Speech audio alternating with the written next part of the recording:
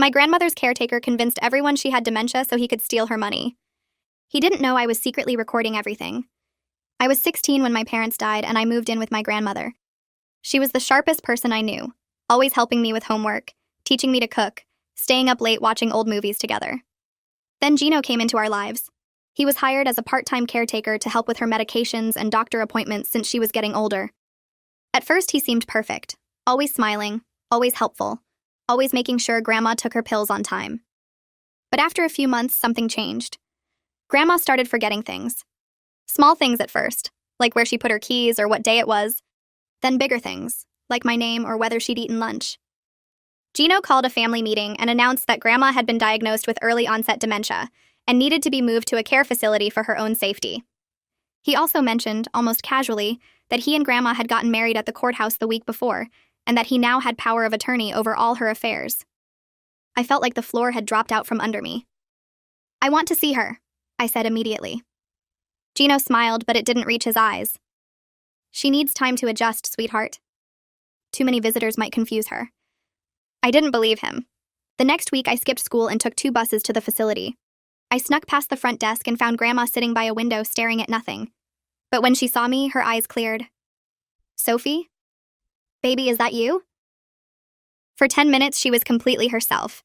She asked about school, complained about the food, told me she didn't understand why she was there. Then the fog came back and she couldn't remember what we'd been talking about. I visited 3 more times over the next month, always sneaking in, and every time the same thing happened. She'd be confused at first, then suddenly clear for a few minutes, then confused again. I started doing research online, and nothing I read about dementia matched what I was seeing. Real dementia didn't come and go like a light switch. Something was wrong. I started paying attention to everything Gino did. He'd moved into Grandma's house completely, selling her antiques and jewelry for medical expenses. He opened my mail and told me he controlled my college fund now. His brother started coming around, always watching me in ways that made my skin crawl. One night, I heard Gino on the phone laughing. "She's getting worse every day. The old woman won't last another year at this rate, and then everything's mine." I covered my mouth so he wouldn't hear me gasp. The next day, I started recording everything on my phone. I recorded Gino going through Grandma's jewelry box. I recorded him talking to his brother about the plan. I recorded myself visiting Grandma and catching her lucid moments on camera, proving she could still recognize me and hold conversations. I even recorded Gino telling me I wasn't allowed to visit anymore because I was upsetting her. After 2 weeks, I had hours of footage. I took it to Grandma's old doctor, the one she'd seen for 20 years before Gino came along. He watched the recordings with his face getting paler and paler. "This isn't dementia," he said quietly. "These symptoms, the way they fluctuate, this looks like she's being given something." Benzodiazepines can mimic dementia symptoms if administered regularly. He called the police that afternoon. They searched the facility and found that Gino had been giving Grandma unprescribed sedatives every single day, enough to keep her confused and compliant, but not enough to kill her. They searched Grandma's house and found thousands of dollars worth of her belongings hidden in the garage, ready to be sold. They found documents showing Gino had been slowly draining her bank accounts for months. Gino was arrested that night. His brother tried to run, but they caught him at the bus station. Grandma was taken off the sedatives, and within 2 weeks, she was almost completely back to normal. She cried when she realized what had happened, how close she'd come to losing everything, including me. "I knew something was wrong," she kept saying. "I knew I wasn't crazy, but I couldn't make anyone believe me." The hardest part was realizing how many people had failed us. Family members who believed Gino over me, doctors who dismissed my concerns, a whole system that let a predator marry a woman he was actively drugging. But I also learned something important about myself. When everyone told me I was wrong, when every adult in my life said I needed to accept reality, I trusted what I saw with my own eyes. I fought for my grandmother when no one else would. Now I'm 19 and pre-law, planning to specialize in elder abuse cases. Grandma jokes that she created a monster, but she says it with pride. Gino got 12 years in prison.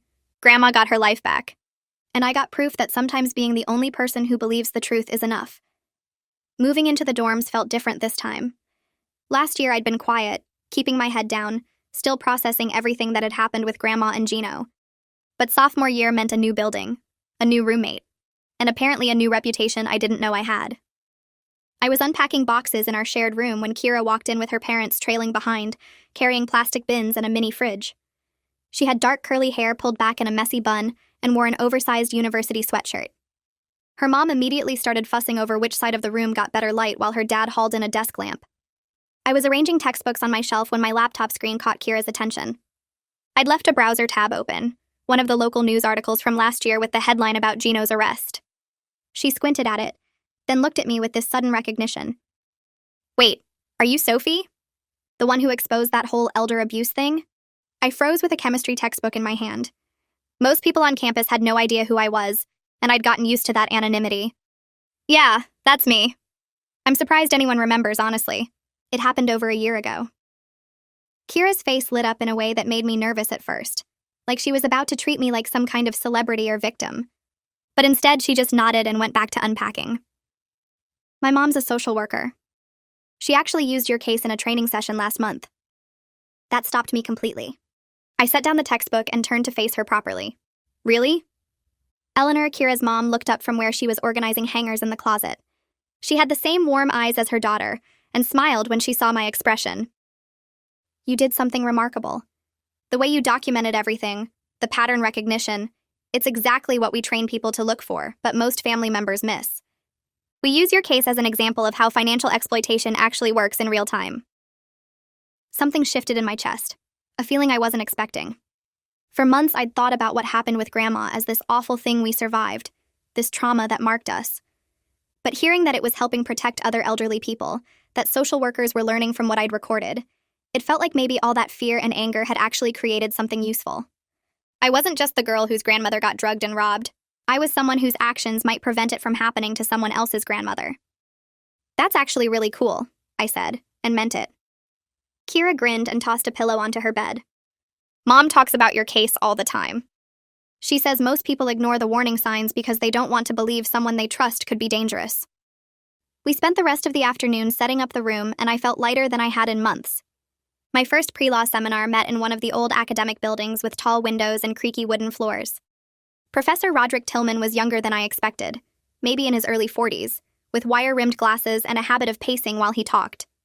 He spent the first class discussing the intersection of criminal justice and civil law, specifically how vulnerable populations often fall through the cracks between systems. I took notes furiously, underlining phrases about elder abuse statutes and financial exploitation laws.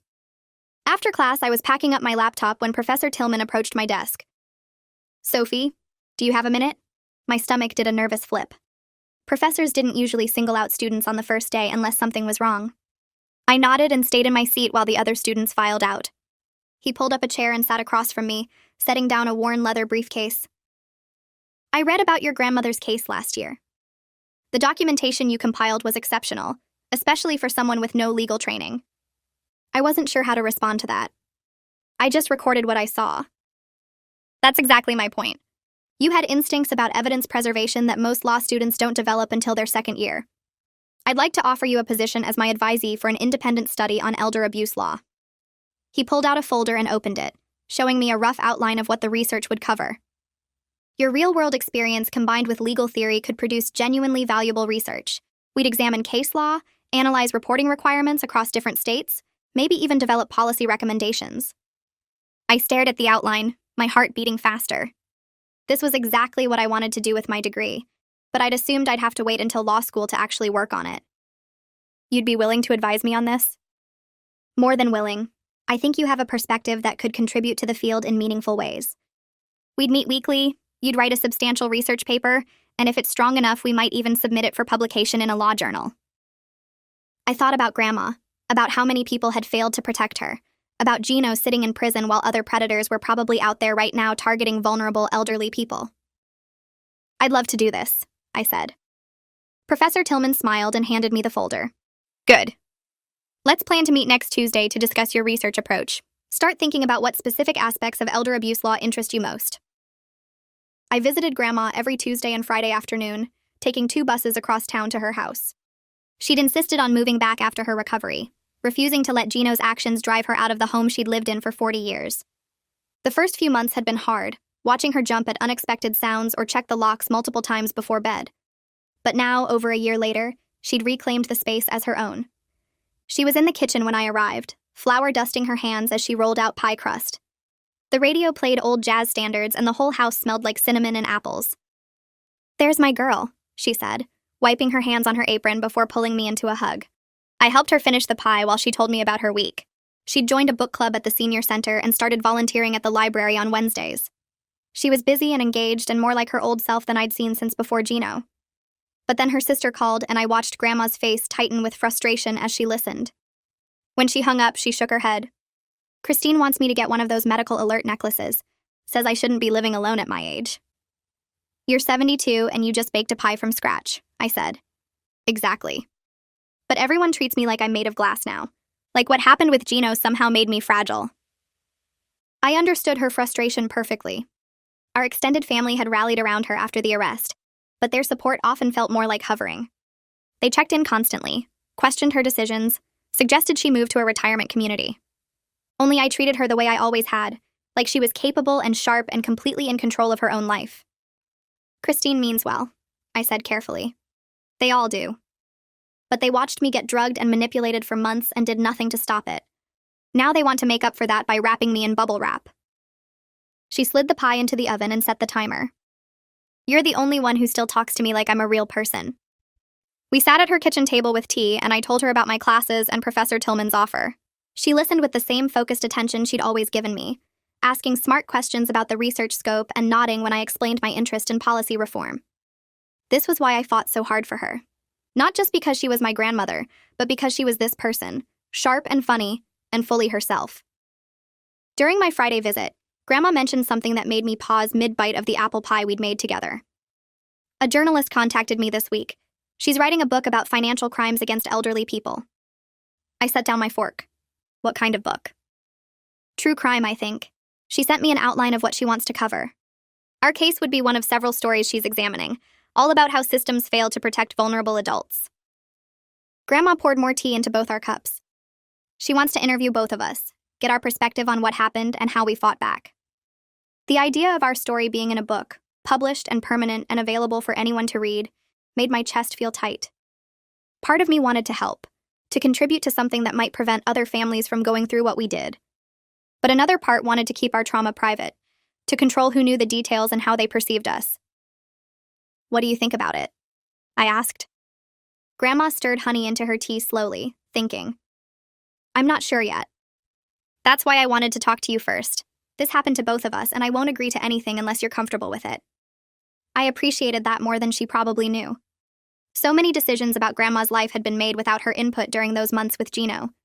Now she was making sure I had agency over my own story. Can I see the outline she sent? Grandma pulled out a printed email from a folder on the counter. The journalist's name was listed at the top, along with her credentials writing about crime and justice issues. The outline detailed 5 cases of elder financial abuse, examining common patterns and systemic failures. Our case would be the centerpiece because of the secret recordings and the way I'd documented everything. I read through it twice, trying to figure out how I felt. She wants to focus on how young advocates are changing the landscape, I said finally, making noise when adults won't listen. That's exactly what you did. Yeah, but having it in a book feels different from having it in local news articles. This would be permanent. People I don't know would read about the worst time in our lives. Grandma nodded. We don't have to decide right now. Think about it for a while. Talk to people you trust. This is too big a decision to rush. The following week, Kira invited me to dinner at her parents' house. I almost said no because I had reading to catch up on, but Kira insisted her mom wanted to meet me properly, and her dad made excellent lasagna. Their house was in a quiet neighborhood about 20 minutes from campus, with a front porch swing and flower boxes under the windows. Inside, it smelled like garlic and tomato sauce. Richard, Kira's dad, was pulling bread from the oven when we arrived. He had graying hair and the solid build of someone who'd spent years in physical work. Eleanor hugged me like we were old friends, then immediately put me to work setting the table. Over dinner, Richard asked about my classes and my plans for law school. When I mentioned my independent study with Professor Tillman, his eyes lit up. Elder abuse cases were some of the hardest investigations I worked during my police career. The victims are often too scared or confused to cooperate, and the perpetrators are usually family members or trusted caregivers. That's exactly what made Gino so dangerous, I said. Everyone trusted him because he seemed helpful. Richard nodded seriously. What you did with those recordings, documenting the patterns over time, that was exactly the right approach. Most families don't think to gather evidence until it's too late. You built a case that was airtight. Hearing that from someone who'd actually investigated these crimes meant something I couldn't quite put into words. For so long, I'd felt like I was making it up as I went, terrified I was doing everything wrong. But I'd trusted my instincts, and apparently those instincts had been right. The hardest part was getting anyone to believe me at first, I admitted. Adults kept telling me I was overreacting. That's the most common barrier we see, Eleanor added. People don't want to believe someone they know could be abusive. It's easier to dismiss the person raising concerns, especially when that person is young. We talked through dessert about the gaps in elder protection systems, about how many cases never get reported, about the ways financial abuse destroys families even when the victim survives. Kira's younger sister Valerie, who was visiting from high school, listened quietly but asked smart questions. I left their house feeling more grounded than I had in weeks. Professor Tillman's class met twice a week in a seminar room with a large oval table. On the third week, I noticed another student who always sat across from me, taking notes in a battered notebook and occasionally raising his hand to challenge Professor Tillman's points.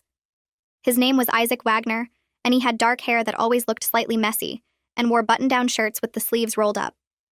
After class one day, he approached me while I was packing up. "You're Sophie, right? The one doing the independent study on elder abuse?" I nodded, wondering how he knew that.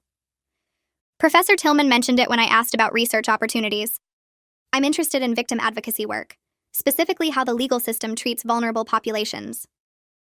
We started talking about our interests and realized we were taking several of the same classes. Isaac suggested we study together for the upcoming constitutional law exam, and I agreed because studying alone was getting tedious. We met at the library that weekend, claiming a table in the quiet section with our textbooks and highlighters spread out.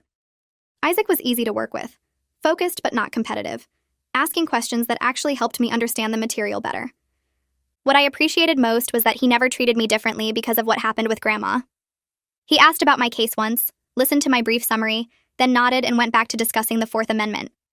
No pity, no awkwardness, just normal interaction. Over the next few weeks, we fell into a routine of studying together twice a week. He made terrible jokes about tort law and always brought extra coffee. It felt good to have a friend who knew my story but didn't define me by it. 3 weeks after Grandma first mentioned the book, the journalist contacted me directly. Her email included a detailed outline of exactly what the book would cover, the other cases she was examining, and the specific angle she wanted to take with our story. She wrote that she wanted to focus on systemic failures, on how institutions that should protect vulnerable adults often enable their abuse instead. Our case would illustrate how individual advocacy can succeed where systems fail. She emphasized that she wanted to center my voice and Grandma's voice, not just report what happened to us, but let us tell our own story. The outline included questions she wanted to ask, topics she hoped to explore, and a timeline for the project. Reading through it, I felt my initial resistance start to shift. This wasn't going to be some exploitative true crime book that sensationalized our trauma for entertainment. She wanted to examine the bigger picture, to use our experience as a lens for understanding how elder abuse happens and why it's so hard to stop. I printed the outline and brought it to my next appointment with Dawn Cordova, my campus counselor. I'd started seeing Dawn at the beginning of sophomore year, mostly to process lingering anxiety from everything with Gino. She had an office in the student health center with comfortable chairs and plants on every surface. "I'm not sure if public attention would help me or make everything worse," I told her after explaining about the book. Dawn read through the outline carefully, asking questions about what specific parts worried me. "What I'm hearing is that you're concerned about losing control of your narrative." Exactly. When the news covered Gino's arrest, they got some facts wrong and made it sound more dramatic than it was. I hated that. But this time you'd be participating directly. You'd have input on how your story is told. She handed the outline back to me. "Think about it this way. Right now, what happened with Gino is something that was done to you and your grandmother. Participating in this book could be a way of taking ownership of that experience, using it for a purpose you believe in." That reframed everything. I'd spent so long feeling like Gino had stolen something from us, from Grandma's dignity to my sense of safety. But maybe telling our story on our own terms was a way of taking some of that power back. You're saying this could actually be part of healing, not a setback. It could be. Or it might feel too exposing, and that's okay too. There's no wrong choice here. Just think about what feels right for you and your grandmother. The next time I visited Grandma, I brought the journalist's outline with me. We sat in her living room with tea and the folder between us on the coffee table. "I've been thinking about the book," I said. I talked to my counselor about it and she helped me see it differently. Grandma waited for me to continue, her hands wrapped around her teacup. I kept thinking about it as this invasion of privacy, like we'd be putting our trauma on display. But what if it's actually the opposite? What if it's us taking control of what happened and using it to help other people? That's exactly how I've been thinking about it. Grandma said quietly. She set down her teacup and leaned forward. Gino tried to erase me. He drugged me, married me without my real consent, and planned to take everything I'd built in my life. Staying silent about that feels like letting him win, even though he's in prison. Her voice was steady, but I could see emotion in her eyes. I want other people to know what happened. I want families to recognize the warning signs. I want social workers and doctors to take financial abuse seriously. And I want other elderly people to know that even if something terrible happens, they can fight back and survive. I felt my throat get tight. This was why I'd fought so hard for her, why I'd recorded everything despite being terrified. She was this strong, determined person who refused to be a victim even after everything she'd been through. So we're doing it? I asked. We're doing it. But we set clear boundaries about what we share and what stays private. We get to review anything she writes about us. And if at any point either of us wants to stop, we stop. Deal? Deal. I pulled out my phone and drafted an email to the journalist, copying Grandma on it. We agreed to participate with specific conditions about review rights and privacy boundaries. Before I hit send, I looked at Grandma one more time. She nodded and I pressed the button. Our story was about to become public in a way it never had been before, but this time we were choosing it. The email from Paul Hardin came 3 days after the journalist's outline arrived. I opened it during my break between classes, standing in the student center with my backpack still on my shoulder. He introduced himself as an elder law attorney who'd read about the book project in a legal newsletter. His firm handled guardianship cases, financial exploitation, and long-term care disputes. He wanted to know if I'd be interested in a part-time internship working on real cases while I finished my pre-law degree. The pay was modest, but the experience would be exactly what law schools looked for. I read the email twice, then forwarded it to Professor Tillman asking if this was legitimate or too good to be true. He responded within an hour saying Paul had an excellent reputation in elder advocacy circles and that I should absolutely meet with him. I called the number in Paul's signature and scheduled an interview for the following week. The office was downtown in an old building with creaky floors and tall windows. Paul turned out to be in his 50s with gray hair and reading glasses that he kept pushing up his nose. He asked about my case first. Not the legal details, but how I'd known something was wrong when everyone else believed Gino. I explained about the recordings, about trusting what I saw even when adults dismissed me, about how Grandma's confusion came and went in patterns that didn't match real dementia. Paul nodded and made notes, then showed me a file cabinet full of active cases. Each folder represented an elderly person being exploited by someone they trusted. He pulled out one labeled Styles and opened it on his desk. The client was Bonnie, a 78-year-old woman whose nephew had been cashing her Social Security checks for 6 months. The nephew claimed he was helping her manage finances because she couldn't handle money anymore, but Bonnie's doctor said her cognitive function was fine. The nephew had convinced the bank to give him access by showing up with Bonnie during one of her bad days when her arthritis pain made her confused and compliant. Paul wanted me to review the financial records and flag anything suspicious. I accepted the position right there, starting the next Monday. My first day at the firm was overwhelming in the best way. Paul's paralegal showed me their case management system and gave me Bonnie's complete file. I spread the bank statements across an empty desk and started looking for patterns. The nephew, whose name was Derek, had been taking small amounts at first, $50 or $75 every few weeks. Then the withdrawals got bigger and more frequent. In the most recent month, he'd taken almost $2,000. I made a timeline showing the escalation and noticed something else.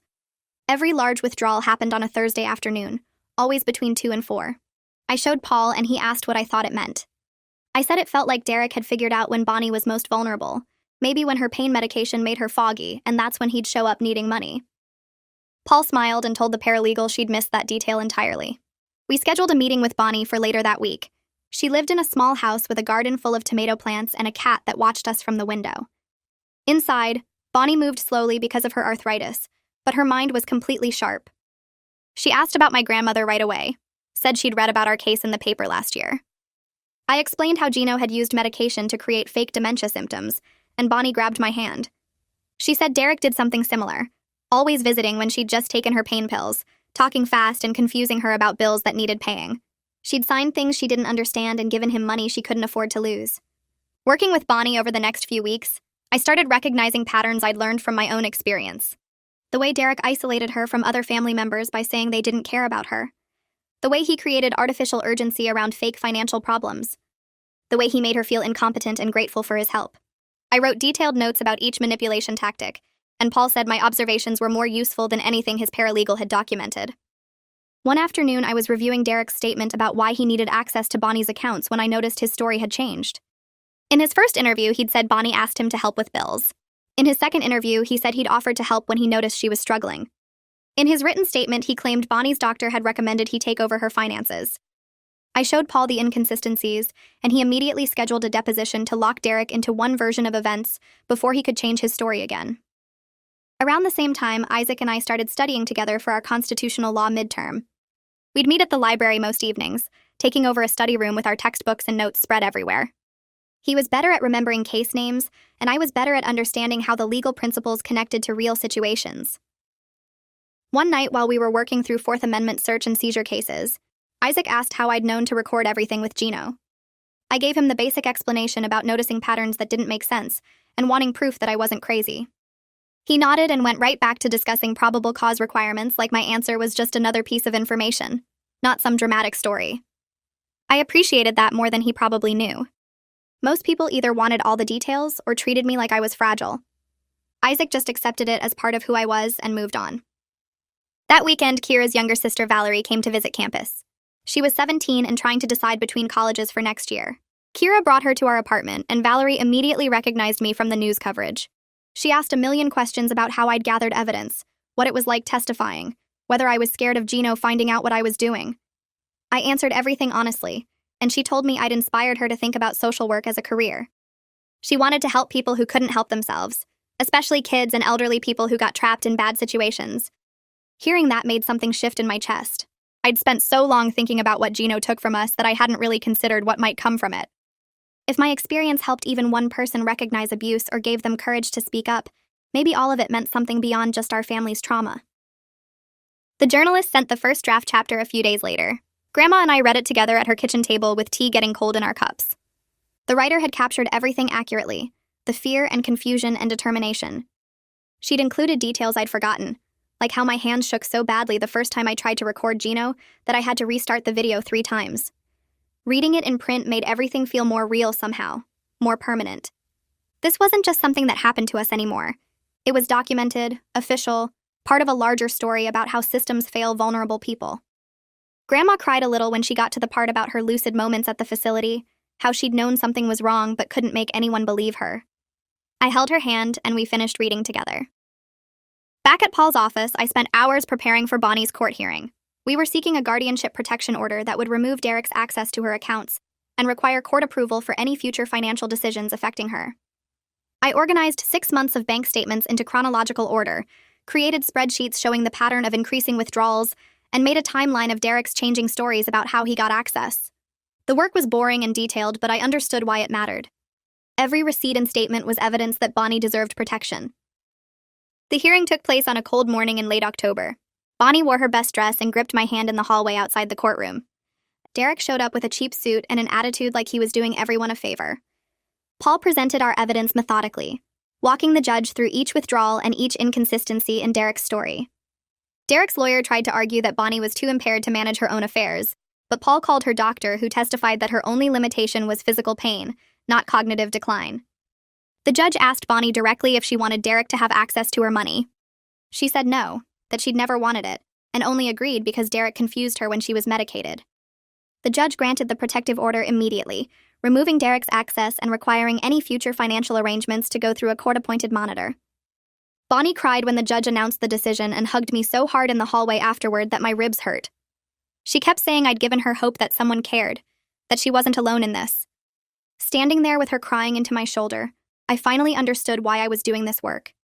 It wasn't just about Gino or revenge or proving I was right. It was about making sure other people like Bonnie and Grandma didn't have to fight alone. Professor Tillman assigned me a research project the next week about legislative changes in elder abuse reporting. I spent 2 days in the law library going through state statutes and recent amendments. What I found surprised me. Several states had strengthened their reporting requirements in the past 2 years, making it mandatory for banks and medical providers to report suspected financial exploitation. Some states had created special prosecution units for elder abuse cases. A few had even passed laws making it easier for family members to challenge suspicious power of attorney arrangements. When I dug into the legislative history, I found references to high-profile cases that had prompted the changes. Our case was mentioned in 3 different state reports as an example of how predators use fake medical diagnoses to gain control. Seeing that in official government documents felt strange and validating at the same time. What happened to Grandma had actually changed things, made it harder for people like Gino to get away with what they did. I wrote a 20-page analysis for Professor Tillman connecting the legal changes to real-world protection gaps, and he said it was some of the most practical legal research he'd seen from an undergraduate. A week later, the prosecutor who'd handled Gino's case came to campus for a criminal justice career event. Matthew Guidry spoke to a packed auditorium about the challenges of prosecuting financial crimes and the importance of solid evidence. Afterward, I waited in line to talk to him. When I introduced myself, his face lit up with recognition. He told me my recordings had made his job almost easy, that most elder abuse cases fell apart because victims couldn't remember details or family members destroyed evidence. Having everything documented with timestamps and clear audio had given him leverage to push for a strong plea deal. Gino's lawyer had wanted to argue diminished capacity or claim Grandma consented to everything, but the videos of her lucid moments made those defenses impossible. Matthew said he used our case as a training example now for other prosecutors. He showed them how one determined person with a phone camera could build a case that would hold up in court. I thanked him and walked back to my apartment, feeling like maybe all the scared nights and secret recordings had been worth it after all. I walked out of the auditorium feeling lighter than I had in months, and as I crossed campus toward the parking lot, I pulled out my phone. The question had been sitting in the back of my mind since Matthew mentioned Gino in his talk, something I'd been too scared to look up myself. I texted him asking if we could meet for coffee sometime. He responded within 5 minutes saying he had 30 minutes free right now if I wanted to grab something at the campus Starbucks. I changed direction and headed back across the quad. Matthew was already waiting when I got there, 2 coffees on the table. He smiled and pushed one toward me. I sat down and wrapped my hands around the cup even though it was warm outside. The question felt stuck in my throat. Finally, I just said it. I asked him about Gino, about his status in prison, whether there was any chance of early release. Matthew's expression softened, and he told me Gino was serving his time quietly at a medium-security facility 3 states away. No disciplinary issues, no parole hearings scheduled, no early release prospects. The earliest he could apply for parole was 8 years from now, and given the nature of his crimes, Matthew didn't think any board would approve it. He said Gino had actually aged badly in prison, looked 20 years older than he was, and had no visitors except his lawyer. That knowledge settled something inside me that had been twisted tight for years. I thanked Matthew, and he squeezed my shoulder before leaving for his next appointment. I sat there finishing my coffee and realized I felt safer than I had since the whole thing started. The next afternoon, Isaac caught me in the library between classes. He had this nervous energy about him and asked if I was busy Friday night. I said I wasn't, and he told me about a pre-law society social event at some professor's house. Nothing formal, just food and conversation and maybe some networking. I started to make an excuse about having too much work, but then I stopped myself. I'd been so focused on elder abuse advocacy and my internship and research that I hadn't made time for any normal college experiences. I hadn't been to a party or a social event, or even just hung out with people my age doing regular things. I told Isaac I'd go, and his whole face lit up. He said he'd pick me up at 7 and walked away looking pleased with himself. When Friday came, I actually spent time picking out clothes and doing my makeup, which felt strange and good at the same time. Isaac showed up right on time in a car that was definitely his parents', and we drove to the professor's house in the nice part of town. The place was full of pre-law students I recognized from classes but had never really talked to. We ate fancy appetizers and drank wine that the professor said was okay since we were in his home, and I found myself actually having fun. I talked to people about movies and music and stupid things that happened in their classes. Nobody brought up my case or asked about elder abuse or treated me like I was special or damaged. Isaac introduced me to some of his friends from the debate team, and they were arguing about some Supreme Court decision in this passionate, nerdy way that made me laugh. Around 10, I realized I'd gone 3 whole hours without thinking about Gino or Grandma or any of it. I'd just been a regular college student at a party. When Isaac drove me home later, I thanked him for inviting me, and he said he was glad I came.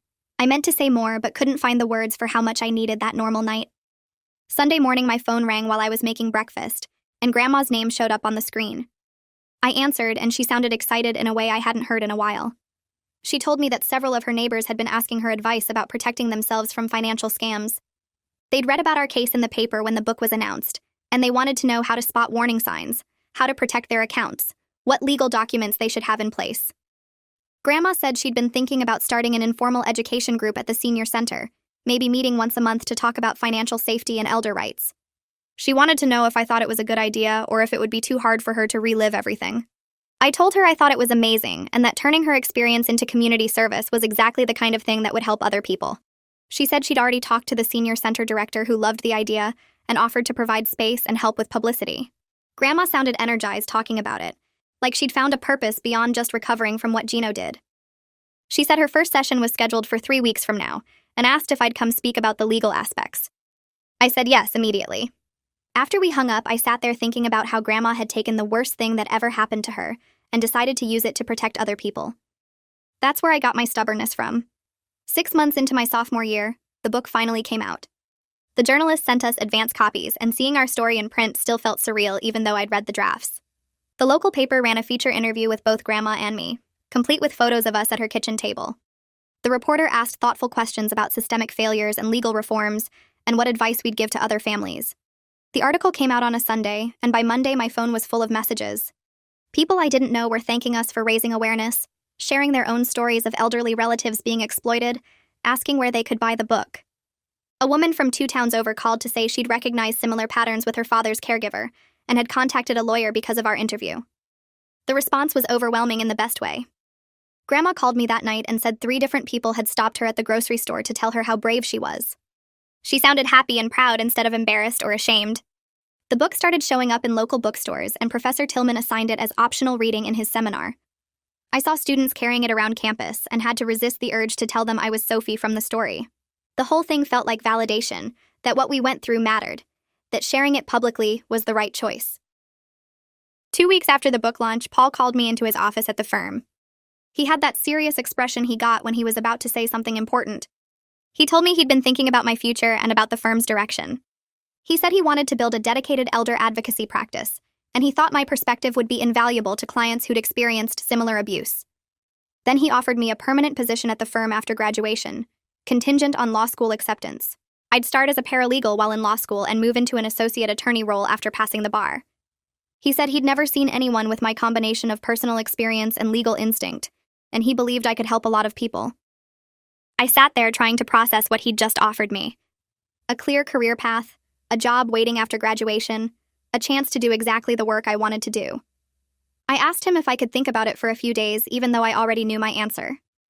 He smiled and said, of course. I walked out of his office and sat in my car for 20 minutes just letting it sink in. 3 years ago, I was a scared teenager recording evidence on my phone with no idea if anyone would believe me. Now I had a law firm offering me a job specializing in the exact thing that had defined my life. I called Grandma and told her, and she cried happy tears. She said my parents would be so proud of who I'd become. My LSAT scores arrived in the mail on a Tuesday afternoon in March. I stared at the envelope for a full minute before opening it. The number on the page was strong, higher than I'd hoped, definitely good enough for the law schools I was targeting. I took a photo and sent it to Professor Tillman with a thank you message for all his help preparing. He called me 10 minutes later to congratulate me and said he'd already started working on my recommendation letter. He told me he was describing my independent study work as some of the most passionate and practical legal research he'd seen from an undergraduate. He said law schools would be lucky to have me, and he meant it. I thanked him, and we talked for a while about which schools I should apply to, what kind of programs would be the best fit for elder law specialization. After we hung up, I allowed myself to feel excited about the future in a way I hadn't since before my parents died. I was actually going to do this. I was going to become a lawyer and help people like Grandma and Bonnie and all the others who got taken advantage of by people they trusted. 3 years after exposing Gino, I'm sitting in my apartment finishing up a brief for Paul's firm and thinking about how far I've come. I'm thriving in ways I never imagined when I was that scared 16-year-old recording evidence in secret and hoping someone would believe me. Grandma is healthy and empowered, running her monthly education group at the senior center and helping other elderly people protect themselves. I have a clear career path with law school applications submitted and a job offer waiting. I've built a support system of people who believe in my work, like Professor Tillman and Paul and Matthew and friends like Isaac and Kira, who remind me to have fun sometimes. The trauma will always be part of my story, woven into who I am and why I do this work. But it doesn't define me anymore. I'm not just the girl who exposed her grandmother's abuser. I'm Sophie, future elder law attorney, advocate for people who can't advocate for themselves, someone who learned that trusting what you see with your own eyes matters more than what everyone else tells you to believe. I'm exactly where I'm supposed to be, doing exactly what I'm meant to do, and that's enough.